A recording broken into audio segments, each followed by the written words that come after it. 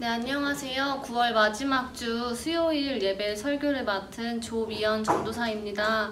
본당에서 수요 예배를 잘 마쳤는데 방송 장비 컴퓨터가 좀 이상이 생겨서 녹화가 잘 안 돼서 이렇게 예배 후에 별도로 설교를 따로 녹화하게 되었습니다.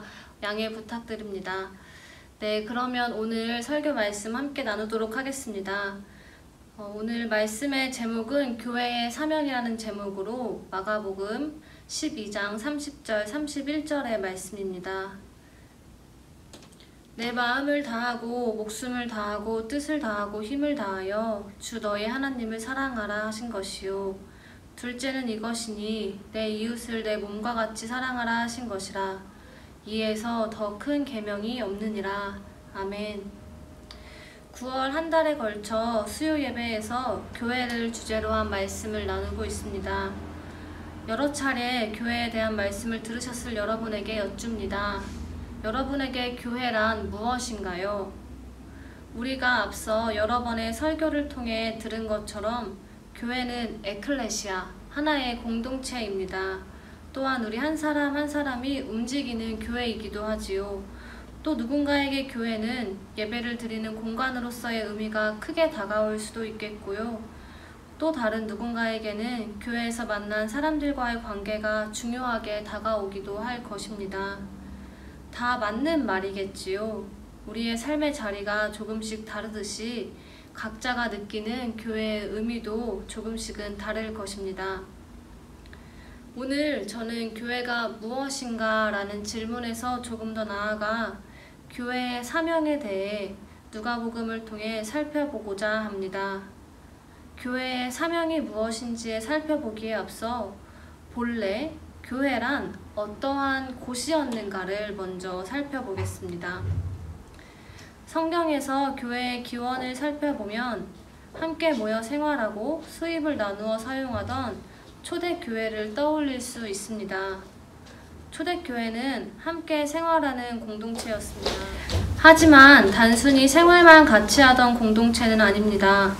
초대교회는 하나님을 구세주로 고백하고 예수님의 가르침을 삶으로 살아내려 애쓰는 예배 공동체였습니다. 이 시간 초대교회에 비추어 우리 교회의 모습을 살펴보길 소망합니다.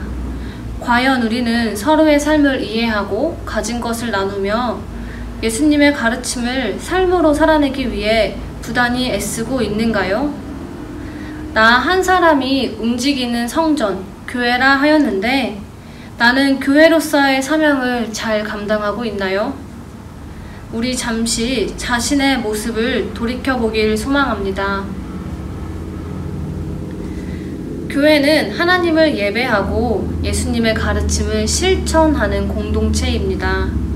우리가 예수님의 가르침을 실천하기 위해서는 먼저 예수님의 가르침이 무엇인지 알아야 하고 또한 그 가르침이 내 마음에 잘 받아들여져야 할 것입니다. 그러나 우리는 이 한 육체에 한 정신이 깃든 존재이지요.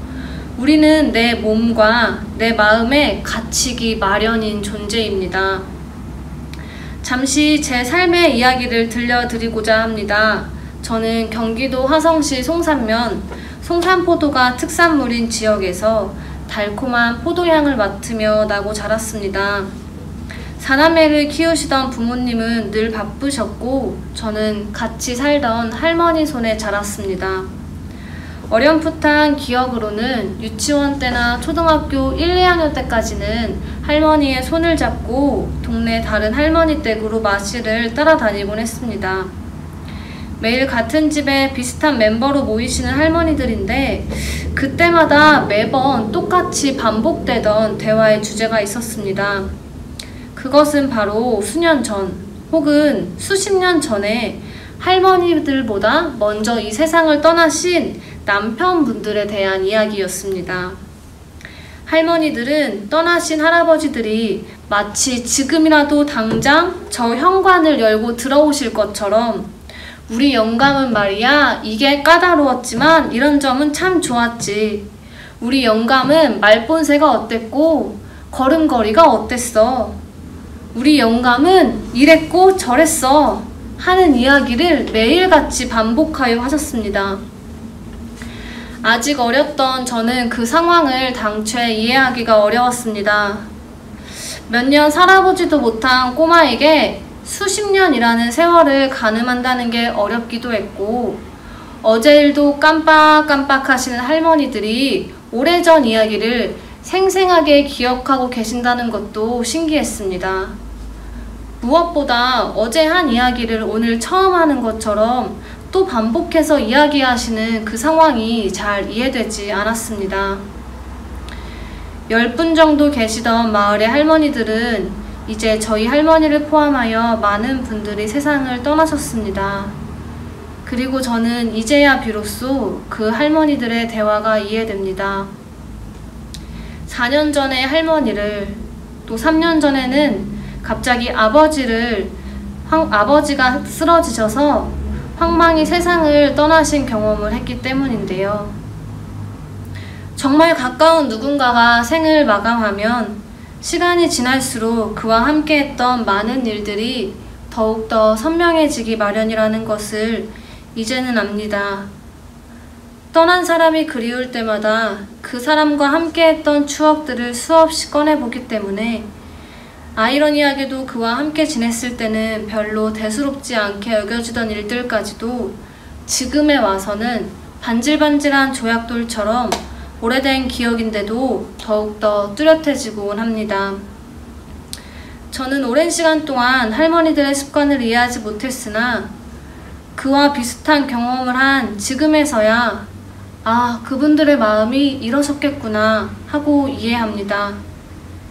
어리석고 유한한 우리는 상대와 비슷한 경험을 하고 난 후에야 비로소 그 사람을 이해할 수 있는 것이지요. 이러한 우리 사람의 성정을 하나님께서도 잘 아셨기 때문에 예수님께서 우리와 같은 사람의 모습을 하고 이 땅에 오신 것이 아니겠습니까? 우리를 더 잘 이해시키고 더 가까이 하기 위해서 말이지요. 그런데 더욱 놀라운 것은 하나님께서 우리에게 실제로 다른 사람과 같은 처지가 되어보지 않더라도 상대를 이해할 수 있는 마음을 주셨다는 것입니다. 자, 우리 오늘의 본문 말씀을 한 번 더 읽어보겠습니다. 내 마음을 다하고 목숨을 다하고 뜻을 다하고 힘을 다하여 주 너의 하나님을 사랑하라 하신 것이요. 둘째는 이것이니 내 이웃을 내 몸과 같이 사랑하라 하신 것이라. 이에서 더 큰 계명이 없느니라. 아멘. 오늘 본문을 보면 우리의 마음과 목숨과 뜻과 힘을 다하여 하나님을 사랑하라고 말씀하십니다. 또 둘째는 이웃을 나의 몸과 같이 사랑하라고 하십니다. 그러면서 이보다 더 큰 계명이 없다고도 말씀하십니다. 여러분은 사랑이 무엇이라고 생각하시나요? 제가 생각하는 사랑은 나와 다른 몸과 생각을 가지고 나와 다른 형편에 서 있는 저 사람을 나의 몸, 나의 생각, 나의 형편처럼 생각해보는 것, 즉 그 사람의 입장이 되어보는 것, 이것이 바로 사랑이라고 생각합니다. 사랑의 다른 말은 공감이라고 생각합니다. 사람은 다른 동물들과 구별되는 신체의 특징이 있습니다. 바로 눈인데요. 좀 더 구체적으로 말하자면 눈의 흰자위입니다. 흰자위가 외부로 드러난 동물은 사람뿐이라고 합니다. 흰자위 덕분에 우리는 동공의 움직임을 명확히 알아볼 수 있어서 다른 사람이 어디를 보고 있는지를 알아채고 심지어 눈에서 감정을 읽어내기도 합니다. 사람은 흰자위 덕에 눈으로 이야기할 수 있습니다. 우리가 서로 공감할 수 있는 큰 가능성을 열어준 것이 바로 이 흰자위입니다. 하지만 이 흰자위는 사람이 가진 공감 능력을 나타내는 여러 예시 중 하나에 지나지 않습니다. 이 세상의 창조물 중 인간만큼 타인의 아픔에 공감하고 자신이 가진 것을 나눌 수 있는 존재는 없습니다. 지난 주일 설교에서 담임 목사님께서는 개미의 위장이 2개인 것을 말씀하셨습니다. 하나는 저 자신을 위한 위장이고 또 다른 하나는 굶주린 동료를 위한 사회적인 위장이라고요. 그런데 우리 인간은 위장이 하나인데도 어려운 처지에 놓인 이웃을 보면 가진 것을 나누지 않습니까? 인간은 자신의 이익을 위해서라면 물불 가리지 않을 때도 있긴 하지만 타인의 고통을 자신의 고통 이상으로 공감하고 내면화하는 굉장한 공감 능력도 가지고 있습니다. 성경을 보면 예수님이 이 공감 능력이 얼마나 뛰어나신 분이었는가를 매번 발견하게 됩니다. 예수님을 구주로 고백하고 따르기를 원하는 성도들이 모인 교회에서 이러한 나눔의 실천이 더욱더 적극적으로 이루어지기를 소망합니다. 나아가 지역사회로, 이 나라로, 세계로 다른 사람의 아픔에 깊이 공감하고 기꺼이 돕는 손길을 더하는 전농 감리교회가 되기를 소망합니다. 오늘의 본문인 마가복음에 대해 살펴보겠습니다. 예수님의 십자가 죽음과 부활은 예수님을 믿고 따르던 무리에게는 정말 큰 충격의 사건이었을 것입니다.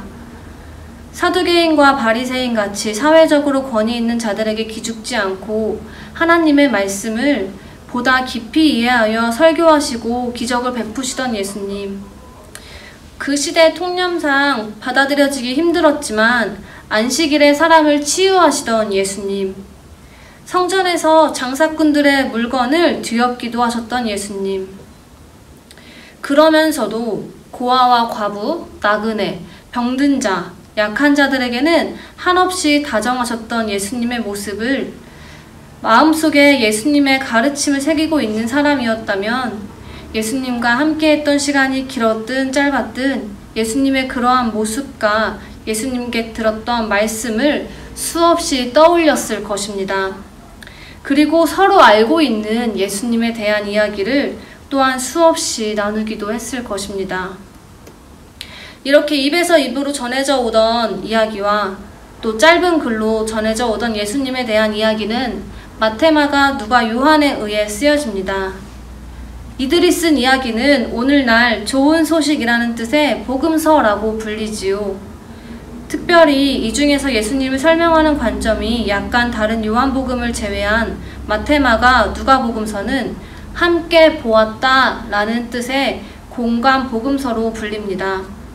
이 세 복음서의 저자는 동일한 자료를 바탕으로 예수님에 대한 이야기를 썼습니다. 신약의 첫 번째 자리는 마태복음이 차지하고 있지만 마태복음은 족보로 그 이야기를 시작하여 구약의 흐름과 가장 잘 이어진다는 까닭으로 첫 번째 위치를 차지한 것이지 가장 먼저 쓰인 복음서는 아닙니다. 가장 먼저 쓰인 복음서는 오늘의 본문이기도 한 마가복음으로 예수님의 부활 후 64년에서 70년 사이에 쓰여졌습니다. 예수님이 부활하신 후 6, 7년도 아니고 64년에서 74년 후에야 예수님에 대한 이야기가 쓰여지다니 상당히 늦은 시기라 할 수 있습니다. 고조선 때 평균 수명이 37세, 삼국시대부터는 45세가 평균 수명이었다고 하니 2000년 전의 평균 수명은 이보다 훨씬 짧았을 것입니다. 그때 60에서 70년이라면 여러 세대가 지난 후에야 예수님에 대한 이야기가 쓰여진 것이라 할 수 있습니다. 예수님에 대한 첫 번째 이야기를 쓴 마가는 분명한 목적을 가지고 마가복음을 썼습니다. 마가복음 1장 1절을 우리 한 목소리로 읽겠습니다. 하나님의 아들 예수 그리스도의 복음의 시작이니라. 아멘. 마가는 본서를 통해서 구원의 복음이 무엇이며 성도의 구원이 어떻게 이루어진 것인지를 보여주고자 했습니다. 마가복음이 쓰인 당시의 상황은 수많은 성도들과 심지어 사도 베드로와 바울까지도 네로 황제에 의해 순교당하던 시기입니다. 생존해 있는 성도들도 두려움에 하루하루를 살았을 것입니다. 마가는 이런 성도들을 향해서 예수님께서 몸소 겪으신 고난과 십자가 죽음 그리고 부활을 설명합니다. 고난과 죽음이 없이는 결코 영화로운 부활도 없다는 것을 강조합니다. 우리는 예수님을 믿으면서 교회에 다니면서 신앙생활을 하면서 은연중에 우리의 삶이 만사 형통할 것을 기대합니다. 인생이 술술 잘 풀리면 하나님의 은혜를 고백하고 계획대로 되지 않으면 하나님이 없는 것 같다며 신앙을 저버리지는 않았나요? 오늘 본문을 보니 그런 마음이 우리에게만 있는 것이 아니라 예수님과 함께한 제자들에게도 있었나 봅니다. 예수님께서는 제자들에게 명확히 말씀하십니다. 마가복음 8장 34절의 말씀을 보겠습니다. 누구든지 나를 따라오려거든 자기를 부인하고 자기 십자가를 지고 나를 따를 것이니라. 아멘. 여러분, 우리 삶에 우리 각자의 십자가가 있듯이 우리 교회에도 우리 교회만의 십자가가 있습니다. 우리 교회에는 우리 교회만의 사명이 있습니다. 하나님께서 우리 전농 감리교회에 기대하시는 바가 분명히 있을 텐데 우리가 우리 교회의 사명을 다하지 않고 어떻게 감히 하나님 앞에 설 수 있겠습니까? 감리회가 다른 교단과 구분되는 가장 큰 지점은 사회신경이 있다는 것입니다. 예수님께서 저 하늘 위에서 관망하시며 우리의 삶을 이렇게 내려다 보시지 않고 우리와 같은 모습으로 이 땅에 오신 것을 기억하길 소망합니다. 심지어 예수님은 가장 낮은 자의 모습으로 안락하고 따뜻한 방이 아니라 마구간에서 또 그 마구간에서도 가장 낮은 곳에 있는 말 구유에서 태어나셨습니다. 영국 성공의 사제였던 존 웨슬리는 교회에 나올 시간이 없는 광부들을 위해 그들이 있는 현장으로 직접 찾아가 예배를 인도했습니다. 성전이 아닌 현장에서 예배를 인도했다는 깔닥으로 존 웨슬리는 영국 성공회에서 쫓겨납니다. 이것이 우리 감리회가 생겨나게 된 배경입니다. 가장 낮은 자의 모습으로 이 땅에 오신 예수님처럼 광부들이 있는 노동 현장으로 찾아가 예배를 인도했던 존 웨슬리 목사처럼 우리 감리회는 시대의 요청을 외면하지 않고 예수님의 마음으로 약자들을 향한 도움의 실천을 주저하지 않는 교단입니다. 그렇다면 예수님께서 오늘날 이 시대에 공생애를 하셨다면 어떠했을까요? 저는 상상해 보건대 오늘날 예수님께서 공생애를 하신다면 분명히 환경선교를 하셨을 것이라 생각합니다. 창조 질서를 회복하는 것은 하나님께서 주신 사명이자 이웃사랑의 실천이요 시대의 요청입니다. 하나님께서 말씀으로 이 세상을 창조하시고 보시기에 참 좋았다라고 성경은 기록하고 있습니다. 하나님의 창조와 그분의 섭리를 인정하는 신앙인이라면 신음하는 창조세계 앞에서 결코 침묵할 수 없습니다. 기후위기의 문제에 관심을 기울이는 것은 창조주 하나님을 향한 신앙의 고백일 뿐 아니라 이웃을 사랑하는 실천의 문제요, 공감의 문제이기도 합니다. 기후위기로 인한 피해는 사회적으로 가진 것이 없는 자들에게 더욱 적나라하게 드러납니다. 기후위기에 가장 큰 책임이 있는 산업화를 일찍 겪은 선진국들은 그 피해에 잘 대처하고 있는 반면 산업화를 제대로 겪지 못한 가난한 나라는 해수면이 올라 국토가 줄고 대대손손 이어오던 목축이나 농사를 기후위기로 지속할 수가 없어 집과 고향을 잃고 기후난민이 되어가고 있습니다. 이런 기후 불평등의 문제는 우리나라에서도 드러납니다. 서울 같은 대도시에는 엄청난 에너지를 사용하고 또 엄청난 쓰레기를 배출합니다. 하지만 에너지 발전소와 쓰레기 처리 시설은 에너지를 많이 사용하지도 않고 쓰레기를 많이 배출하지도 않는 농촌과 외곽 지역에 세워지고 있습니다. 환경선교는 하나님이 창조하신 세계를 청지기의 사명으로 잘 관리하고 소중히 여기는 것입니다. 이는 단순히 하나님과의 관계에 한정되는 것이 아니라 우리 주위의 수많은 이웃들의 삶의 자리를 지켜내는 일이기도 합니다. 주신 사명을 감당하며 나아가다 지칠 땐 옆에 있는 이들의 손을 잡고 눈을 바라보길 소망합니다. 또 하나님께서 허락하신 눈부신 햇살에 지친 마음을 쉬어가도 좋습니다. 그렇게 우리 함께 이 길을 걸어갔으면 좋겠습니다. 한 사람이 완벽하게 10가지를 실천하는 것보다 100사람이 한 가지를 함께 실천하는 것이 더 중요합니다. 크고 대단한 것이 아니라도 좋습니다. 비닐 사용과 일회용품 사용을 줄이는 작은 환경 실천부터 시작하여 적은 금액이라도 환경선교에 힘을 보태기를 소망합니다. 무엇보다 주위 사람에게 말과 행동을 하기에 앞서 먼저 그 사람의 입장이 되어 보시기를 소망합니다. 따뜻한 말 한마디, 너그러운 눈짓으로 공감을 표현하고 예수님의 사랑을 실천하는 전농 감리교회 공동체가 되기를 소망합니다. 데살로니가 전서의 말씀을 읽으며 오늘의 설교를 마무리하겠습니다. 데살로니가 5장 16절부터 18절까지의 말씀입니다. 항상 기뻐하라, 쉬지 말고 기도하라, 범사에 감사하라. 이것이 그리스도 예수 안에서 너희를 향하신 하나님의 뜻이니라. 아멘. 우리 삶에 하나님께서 허락하신 감사의 조건들이 참 많습니다. 그러나 이 세상은 다른 사람보다 더 많이 가지라며 끊임없이 경쟁을 부추깁니다. 우리 이 세례를 본받지 말고 하나님의 관점으로 우리의 삶을 바라보았으면 좋겠습니다. 우리에게 이미 주어진 하나님의 은혜를 날마다 가늠해가며 감사함으로 삶을 살아가시기를 소망합니다. 아멘. 기도하겠습니다. 하나님, 부족한 자의 입술을 통하여 하나님의 말씀을 드러내게 하시니 감사합니다.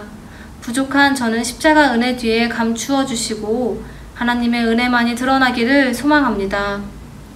하나님, 오늘의 말씀을 통해서 교회의 사명을 다시 한번 깨닫습니다.